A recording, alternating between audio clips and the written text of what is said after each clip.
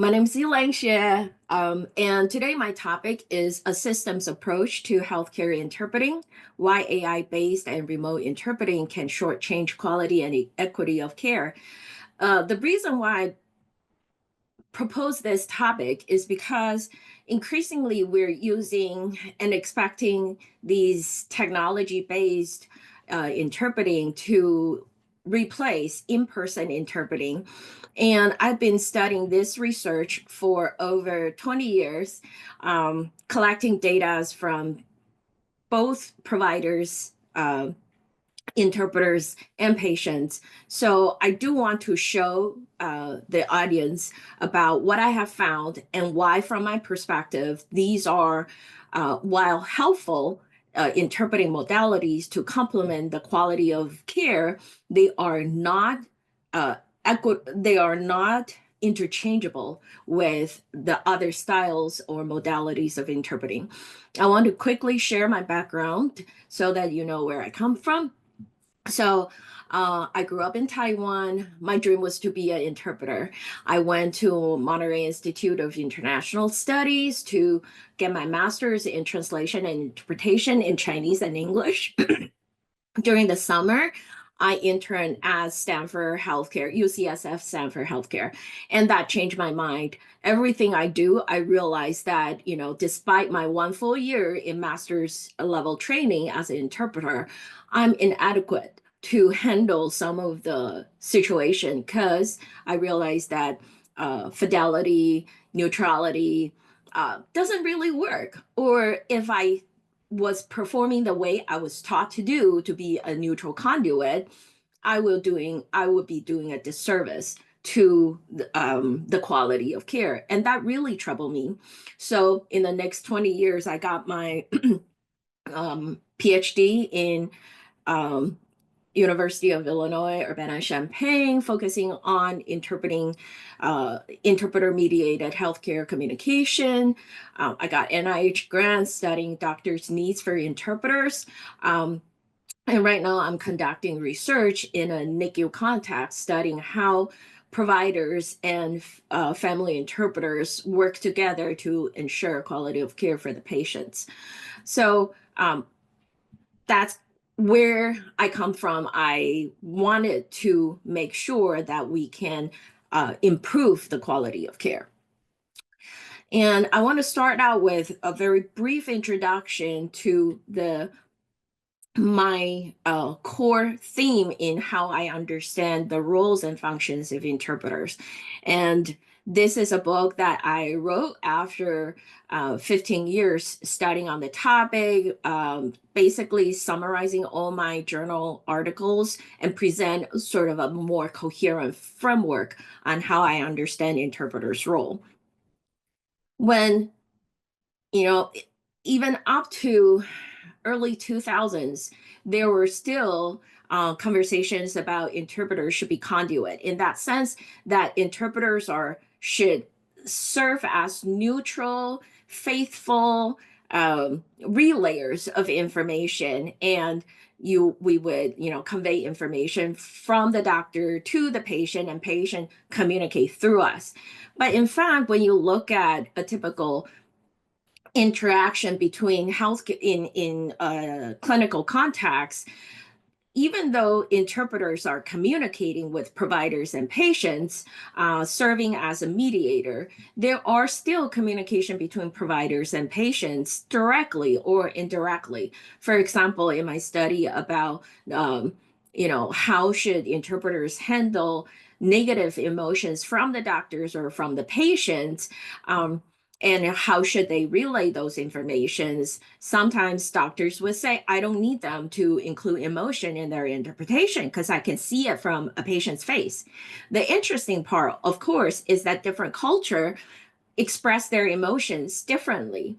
And so there are moments where you may think that you're communicating, but you're not communicating you're not interpreting the information accurately or appropriately. Alternatively, there may be situations where a doctor is very tired, and so how should and or nervous or irritated, and how should the interpreter manage that information while ensuring patients' ability agency in navigating and assessing the quality of the doctor's care, right? So these becomes where the foundation, where I start to think about what is going on in these healthcare interpreting and how can I uh, navigate this space through specific conceptual elements. So what I ended up developing is this understanding of every individual, doctors, patients, interpreters, have these individual constructs that they're working with within the healthcare context, that they have their own individual communicative goals, but depending on their social roles, education, or familiarity with the system, they may have different levels of agency.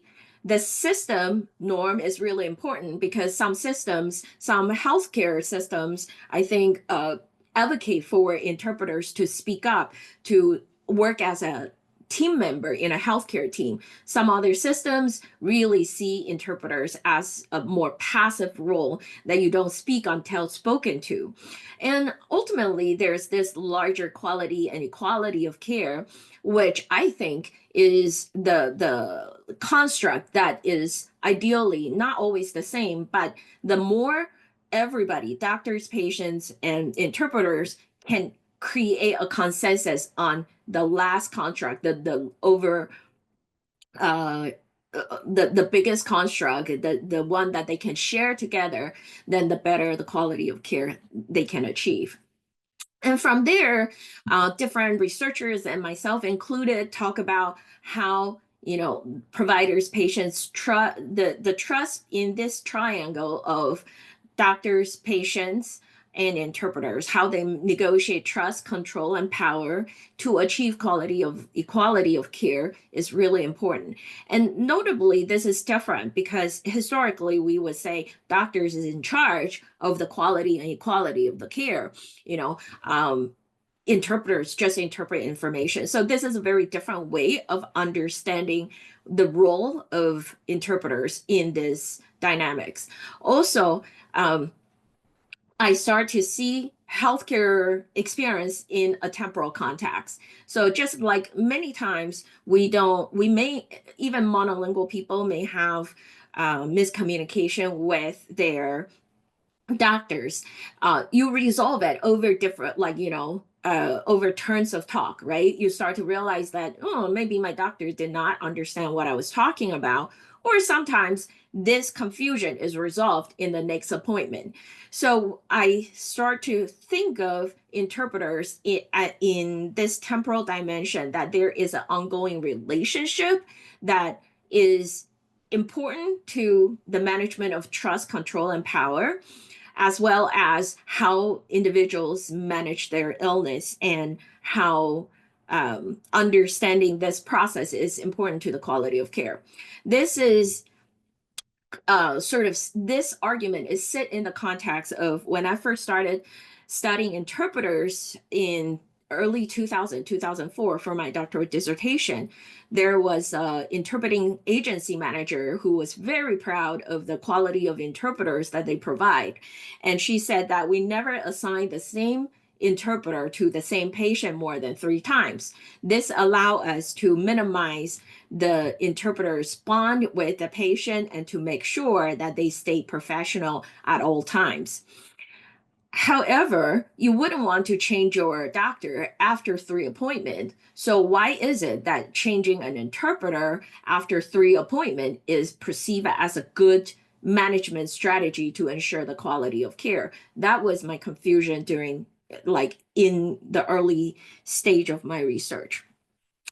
So within my model, then I propose that uh, successful bilingual health communication is dependent on individuals, everyone's ability and agency to negotiate and adapt competing and or emerging goals. Evaluation of the appropriateness and effectiveness of interpreters, interpreting strategies require consideration for the corresponding short-term and long-term impact. The desired interpreting style is depending on the context. And let me show you what I mean. So, one of the research that I'm really excited about is how different special doctors, providers from different specialties will have different needs. So in the past, we all recognize that interpreters have tremendous influence in the process of provider-patient communication. Our solution historically was to impose constraint on interpreters' role, right? We tell interpreters that you are the voice of others, you're not supposed to speak until spoken to, you don't ask questions, you stay back. However, if you look at how people work with interpreters, then you start to realize that we oftentimes use a wide range of interpreters in, not just, a study after study in the last 20 years generally suggests that last 20% of patients are work with professional interpreters. A lot of times we use doctors use their medical Spanish. We use bilingual nurses. We use family interpreters to bridge a lot of contacts. But the text that they're involved in, it can require a lot of different things. Sometimes it's about emotional labor. Sometimes it's just a very quick question, right? Are you in pain? Do you want more pain medication? And a lot of times doctors are not interested to wait for 30 minutes for a professional interpreters to do the task. So this is a study that has mixed method design. It has focus group and interviews with 39 doctors. It also involved a survey of 293 doctors. I interviewed doctors from 5 different specialties, including OBGYN, emergency medicine, oncology, mental health, and nurse. So this is a demographic, so I'm gonna sort of quickly run through this and tell you my findings. So what is the first finding that is truly unique is that I identify 3 different roles: patient's ally role, providers proxy role, and healthcare in professional role.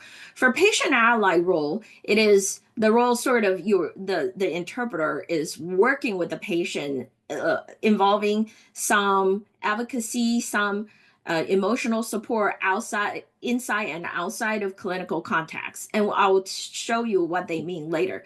But what you'll find here is that mental health care interpreters and oncologists, this is actually a surprising finding. I initially thought that mental health care providers would really like interpreters offering emotional support to patients, but they don't. And oncologists, rather than saying that they don't, is that they are indifferent about whether patients offer emotional support or not. In contrast, nurses really want interpreters to step up to that emotional support role.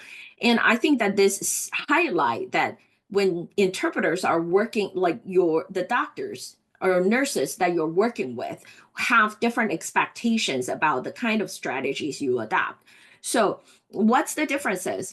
The patient ally role hit on specific dimensions: interpreters' ability to provide emotional support to the patient. Nurses want it. Mental health care and oncologists don't want it. Interpreters' willingness to assist patient outside of the medical encounter. Nurses want it. Mental health care providers really don't want it. Interpreters' ability to advocate for patients. Again, mental health care providers and oncologists don't want it, don't care for it.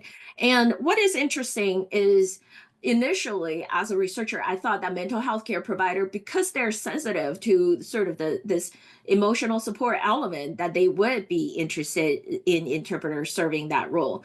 But after in-depth interview with mental health care interpreters, it makes sense that they don't want it, because they said that a lot of times their patients may have selective bonding, and if they ended up trusting patient interpreter more rather than the doctor, they may ended up creating problems for their therapeutic objectives.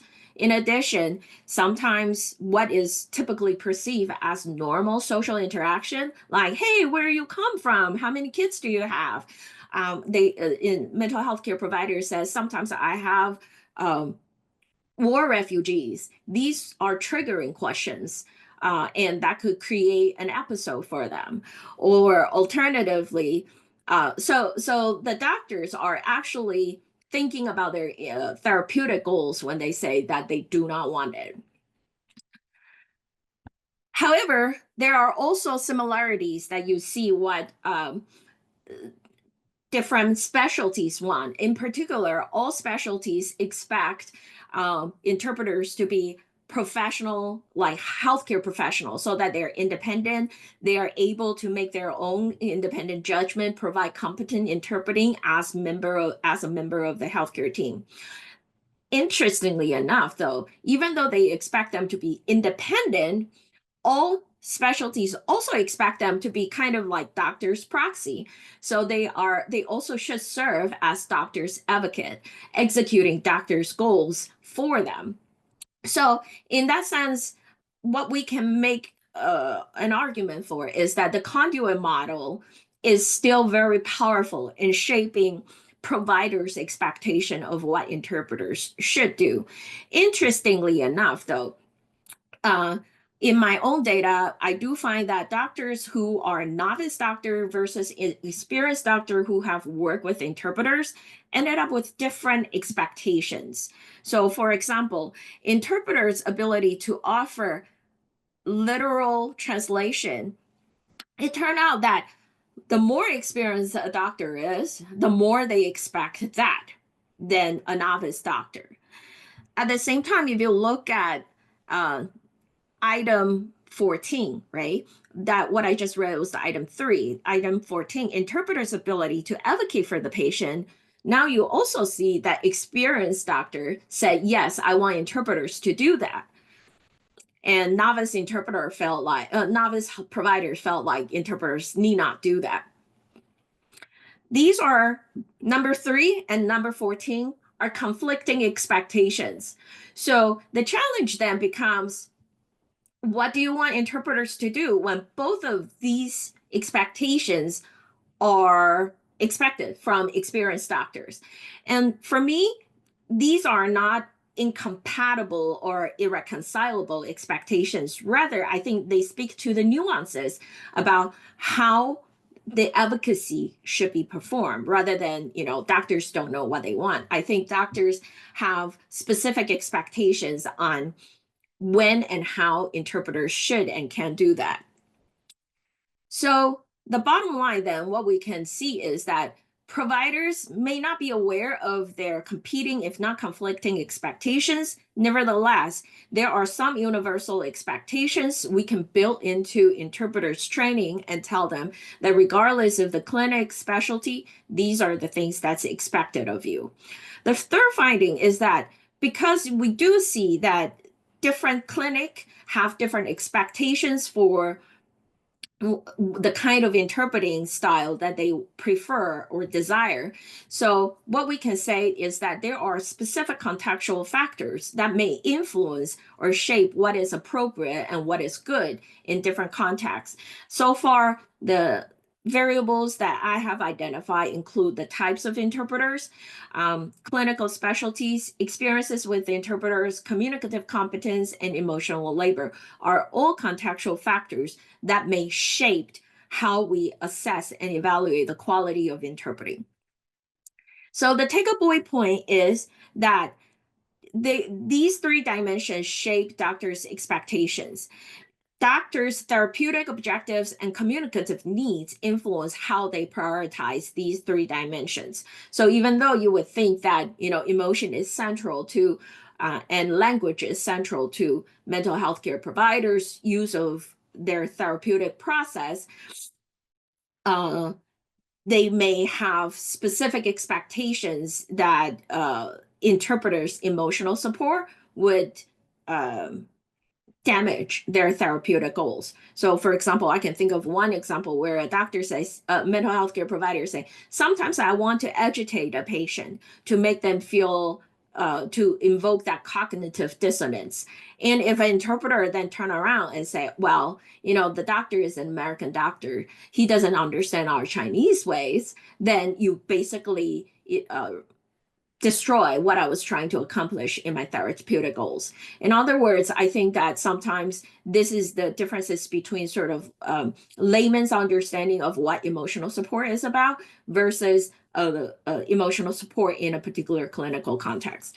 Providers need to be aware of their own competing demands and develop effective strategies to communicate their needs. So there may be moments where the doctors need to be more explicit in asking the interpreters, saying, like, right now I'm shifting to a different strategy or goals, and you have to follow me along. So typically we think interpreter improve patients' health literacy by allowing them to talk. But I want to show you some of the data that shows me that it's not just that interpreters relay information, therefore patients can talk and communicate effectively. It is that how interpreters interpret and mediate that conversation that literally empower patients, not just for the short term, but also for the long term in their healthcare management. So this is one example where the interpreter made implicit information explicit. The doctor says, 1/3 of a cup of rice is a serving. And the interpreter said, 1/3 of a cup, 1/3 of a cup of cooked rice is a serving, right? The interpreter added cooked rice to that when the doctor didn't. But that's because the interpreter already know what the doctor meant. If the interpreter did not add cooked rice, that would be a very different type of serving. And the doctor said, does she have a measuring cup at home? Do you have a measuring cup at home? Just the cup for rice. And the patient has already given an answer, right? It's just the cup for rice. But then the interpreter changed that statement to a question. Is it the same measuring cup for rice? The doctor said, yes. And you can see here, patient already got it and say, oh, it's the same, right? 都是一样的. The patient saw that nonverbal, understood, yes. But the interpreter actually backtrack and say, is it the same? Doctor now start to get hesitated, and then interpreter insisted, are they? Doctor backtrack, I don't know what she's referring to. I will show her what I have. And she said, the interpreter said, she has one. The doctor took out a glass measuring cup from the drawer and said, the patient was surprised. That's big. So you see that the interpreter, while interpreting, is shifting a statement into question. Even though question and answer has been answered, the interpreter acted that it was an answer and make sure that, the doctor showed the cup. And whether the interpreter actually know the answer already, we don't know. But you do see how these communicative process allow the patient to also maybe in the future will say, can you show me the cup, right? Rather than just going along with the doctor, and also make doctor more mindful. So there's also sort of an implicit way of education there for both the patient and the doctor. Here's another example. The doctor has left. The patient was sort of fussing over that the doctor wasn't she had a hard time because Chinese patients don't like to drink icy water after you deliver a baby. So the patient was like, yeah, these days I drink chill water in the hospital. And the interpreter educated the patient, right? Actually, they have hot water in the hospital. If you tell the nurse, she'll give you hot water. And the interpreter said, and I want you, the patient at line 407, you can see, said that, I told her I don't want ice. And ice was spoken in English, right? So it says, it's not icy. She didn't put ice in it. And the interpreter said, no ice. Right, right. You should say hot water. And she switched to hot water. And the patient, line 413, then repeated hot water. So you do see that there is an educational element, and the interpreter is not just interpreting, they're teaching the patient how to navigate the healthcare system. So, in that sense, you see that interpreters are providing the condition for patients to exercise their agency and autonomy. That, you know, uh, they are some doctors who are concerned that, sometimes they think that if interpreter overstepping and become an advocate, you are not empowering patient, because by giving your opinion, going immediately to an advocacy mood as an interpreter, I feel you keep the patient from being empowered. But looking at my example, you can see that there are strategies where an interpreter can not just improve the quality of the care short term in the immediate interaction, but actually build a mechanism where the interpreter become truly more empowered to exercise their autonomy. So, and also a lot of times they'll say interpreters should not interfere, but that's also to assume that all patients are competent and able to communicate effectively. When you go to a different healthcare system, you don't even know what questions to ask, right? You don't know what is appropriate and what is not. And interpreters could be the person that help you understand uh, how to ask and seek resources that you need. So in that sense, I want to argue that patient autonomy is not simply allowing patients to make their own decisions. Rather, providers and interpreters should create conditions that is necessary to make autonomous decisions flourish, right? Like to ensure patient autonomy, medical interpreters and providers need to actively respond to the situational and contextual demands to ensure that a patient is informed and empowered to make autonomous decision. And that means that the demands could be inherent, like they don't speak the language, but it could be also situational and emergent in this particular moment, right? When the doctor said a cup of rice, versus a cup of cooked rice, asking for the show of a measuring cup. These are situational demand that truly assist the quality and quality of care.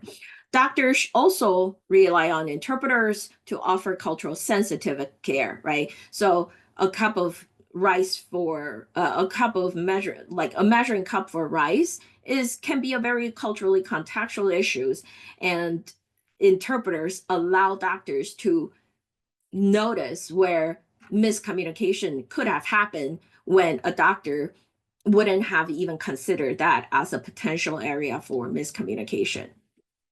So when we think about how we should situate interpreters' role in interpreter mediated encounters, then the way to think about it is to understand this process as a goal oriented activity that we want to make sure patients have their autonomy by enhancing the health literacy for all parties involved. And that means not just the interpreter, not just the patient, but also the doctor. Doctor's health literacy can be improved.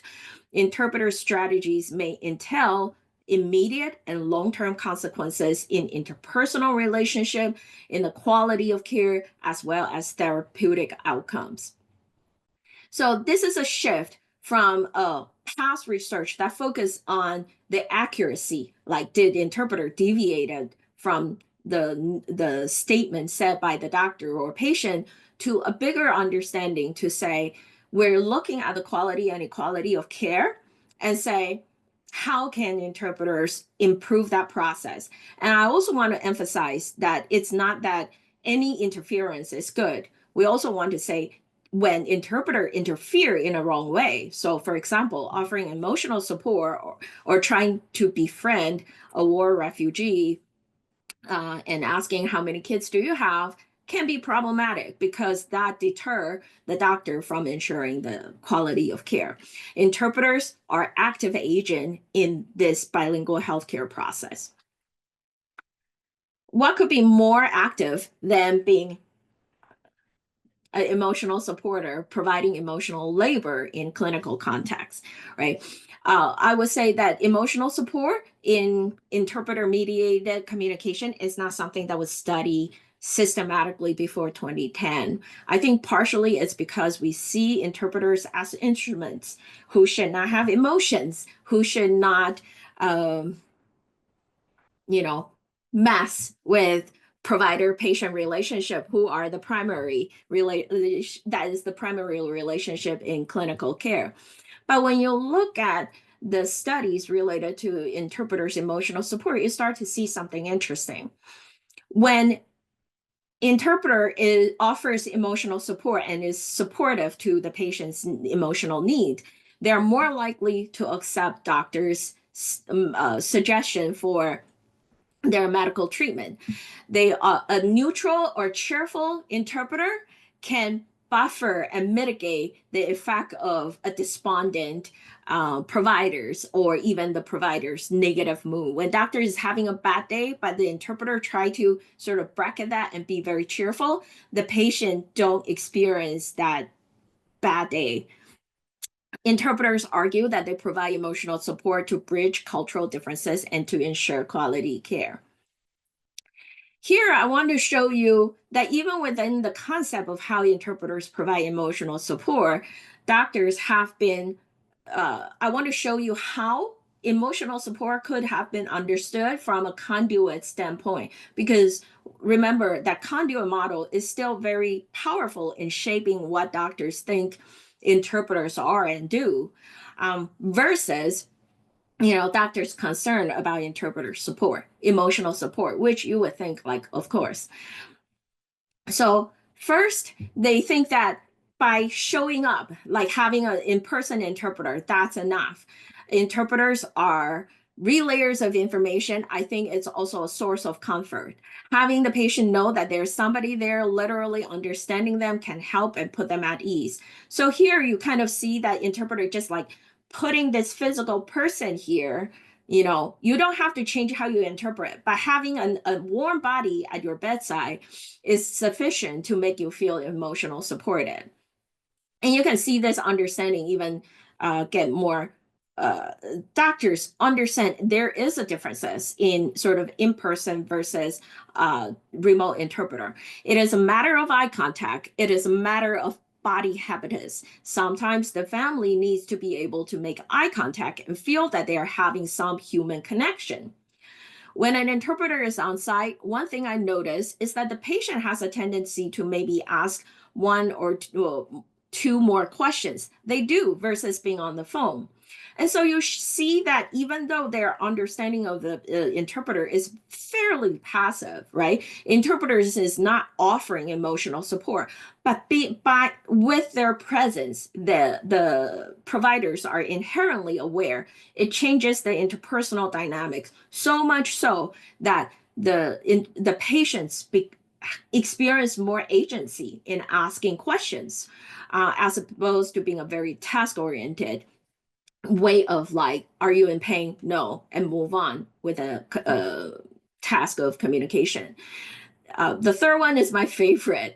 The nurse said, the translator are providing a service that a telephone interpreter can't give, and that's that personal. Your nurse is interested in you. She is here for you. She will contact the interpreter if you all are not communicating well. So the on-site interpreter gives a personal touch to that. And in that sense, it's almost like, see how hard I try to find a person to stand right next to you. And that is how much I, as a provider, respect and love you as a patient. So you almost see that interpreters are physically used to create that kind of connection, emotional connection between the provider and the patient.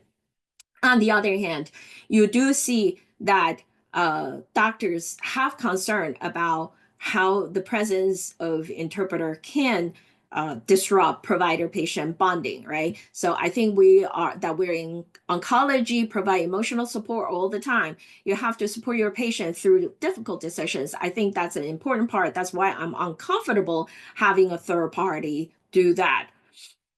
Other times you see interpreters say you don't want doctors say you don't want interpreters to interact with the patient so much that the patient begin to trust the interpreter more than the patient. The triangulation can be damaging to the therapeutic relationship between provider and the patient. And I think that for both interpreters and doctors, what as if they are aware that these are the concern and these are the boundary that should be drawn in how emotional support should be offered, I think both sides are okay to follow that model, except that sometimes I think these are not explicitly discussed. So sometimes people think that, I'm being nice to the patient to help the doctors out, and doctors see that as a threat to the quality of care. And sometimes doctors worry about the malpractice litigation. I don't like it when we're in the middle of trying to explain how epidural works, and they're like, "Well, when I have my baby, let me tell you about it." They want to add any of their personal thing, make a distinction between when we're done talking and the medical translation part is finished, and when it's just a conversation between two people. And I think that that's kind of interesting because the doctor is viewing institutional talk that, and probably thinking, do not put words I did not say in my mouth, where the interpreter may have shifted into persuasive mode, right? And trying to use personal experience to persuade the patient in order to achieve the doctor's therapeutic goal. Again, I think that this is a misalignment of what the doctor, not the doctor and the interpreter are not aware of what the other person is trying to accomplish. So from this perspective, I want to argue that it's important to recognize the potential risk to provide emotional support, the importance of to not viewing different type of medical interpreters as interchangeable service. In fact, in one of my studies, I had doctors said that, in certain situations, when they're disclosing bad news, they would rather have a lesser qualified non-professional interpreter to hold a patient's hand as they disclose bad news than a qualified remote interpreter disclosing like you have terminal cancer or you have HIV. And when I ask why, the doctor's answer is like, aren't you afraid of the statement not being accurately translated? They were like, no, the second you heard you have HIV or you have terminal cancer, your mind go blank. You could not hear anything I say anyways, but you could still feel the hand that holds you and the person that got tear up with you. And I want a warm body to do that job as opposed to a remote interpreter. So doctors' understanding of quality of care is not just about information that is provided. There is a relational, interpersonal aspect that is central to doctors' understanding of the quality of care. Doctors' conceptualization of interpreter support implies an institutional hierarchy and a functional perspective that may motivate interpreters to be biased toward physicians. And very quickly, I want to share in another paper, I talk about how doctors and patients can develop trust. And what is interesting about this is doctors across the board said that, I trust an interpreter when we can have shared goals together. I consider the translator part of our team. The translator is absolutely vital to get the medical history. I mean, you have to be able to ask those questions in that language and get that answers back. So the question is not how closely you stay with what I say, but how capable you are to get the answers I need so that I can get the accurate diagnosis. Usually providers don't see us as professionals, part of their team. That's an interpreter who said that. Instead, seeing we're providing a service for them, they see us more on the patient side. They sometimes treat us like relatives of the patient, like they're seeing me on the other side like an outsider, not part of the clinic. But what we see from the literature and in my own study is that interpreters, because of the institutional hierarchy and the clinical setting, they tend to focus on the ever-present umbrella goal of patient care and focusing on medically related issues, as opposed to the interpersonal aspect that oftentimes doctors are interested in building. So you see that the doctors say, if this I think it's an OBGYN doctor who says, if I walk in and I see my patient's shoes and I say, oh, I love your shoes, they're so cute. And some interpreters go like, yeah, haha. And like, and the doctor's like, no, tell her I love her shoes. Tell her I love her baby. We are an emotional group, and I think it's a big part of what I do. And I want my patients to know I adore them, right? The baby. That is already a doctor's goal. And when interpreters do not recognize that, then they aren't able to do their job appropriately. Interpreters might view doctor's goal as shared goal of the team due to the implicit hierarchy within the healthcare team. So an interpreter said, what I feel is that sometimes, like the situation that you're between doctors who is in a hurry, who wants to leave, and the patient who wants to talk, who needs time, it's a really difficult situation. And so I think in these situations, the better the share goal can be coordinated and discussed, or made explicit, will make it easy for the interpreter to achieve what the doctor wanted, right? So there are more dimensions of trust that I discuss in the paper, but I'm not going to get into the details of it today. So, based on what I have discussed, that you can easily see why I think that there are problems with AI based and remote interpreting. The problem is that these AI based and remote interpreting operate from a conduit model perspective, right? That they don't interpret until they have data to interpret, when in fact, a lot of interpreting is about relational management, is about providing this personal aspect of care, this emotional aspect of care. It is to look at the patient and look at the doctor and think that, do they know what is the size of a measuring cup for rice, right? And be able to pursue that in a way that, in the long run, also educate both the patient and the doctor how to communicate with one another. In If we use AI interpreters and remote interpreting to replace the expensive in-person interpreting, I think that we will ended up having a lot of missed opportunity to ensure and even improve the quality of care. And that is the interpersonal and relational elements of care that that we see in my own data, that we see how interpreters can enhance agency and health literacy for the patient, not just for the current interaction, but through the long-term career trajectory. Interpreters can be are if we use AI or remote interpreting especially, right? That you always get a different interpreter. So they are really treated more as a tool. They don't carry the long-term memory. Like when you have an interpreter who knows that this is an issue that has been bugging the patient in the last two treatment. I have seen interpreters who ask, last two times you ask about this, do you want me to follow up? And the patient said, I'm afraid that the doctor may think I'm too pushy. And the interpreter said, no, we can ask them this way and they won't find you pushy. These are not strategies that an AI-based interpreter or a remote interpreter can help with the patient, but are essential in not just in that immediate provider-patient interaction, but to the how the patients learn and become culturally adapted in the long run. And so when we think about, I know healthcare facilities are generally pressured to consider cost effectiveness in terms of how they deliver care. But I think there's an element that we should consider is, even though remote interpreting and AI interpreting can be cost effective, it is important to recognize that at the same time, we're sacrificing specific aspects of care.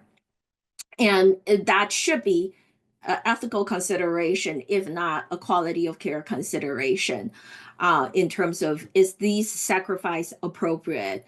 Or maybe I think a better way, a pragmatic way to ask these questions is, can we identify situations where we teach doctors do not use AI and remote interpreting, but then in other contexts and situations, AI is good, remote interpreting is good, family interpreter may be appropriate in the when these conditions met. And ultimately, if it was really a cost driven decision to say, I have found that I have worked with hospitals where they say that, oh, yeah, we have interpreters, but even our in person interpreter that come to our office, they use remote interpreting to remote for different clinic in the hospital. They don't go there anymore because that saves time. I think the issue here is we're shifting cost of, the lesser quality of care, right? And the question is, if it's saving money for the hospital and for the interpreting agency, who are we putting the cost on? And I think more than likely we're putting the cost on patients who do not share the same language. But also, and a bigger picture is that we are not uh, providing the health literacy that can improve our providers' ability to provide quality care. Because imagine in the future that the provider who have shown the measuring cup and to see how surprised the patients were. In the future, that provider will act differently. And unless that is caught, it will never happen. So I think the cost is, also in our lack of ability to train doctors better. So, in summary, this is how I see this as a sort of a systems approach to quality of care, that these are coordinated activities between different members of uh, the illness event, and information alone, like however accurate, faithful that we can provide, is insufficient for quality and equity of care. So, and this is my last slide. I posted most of my articles, published articles on my personal website. So feel free to download them. And if you cannot download them, email me and I'll be happy to send a copy of them to you. Thank you.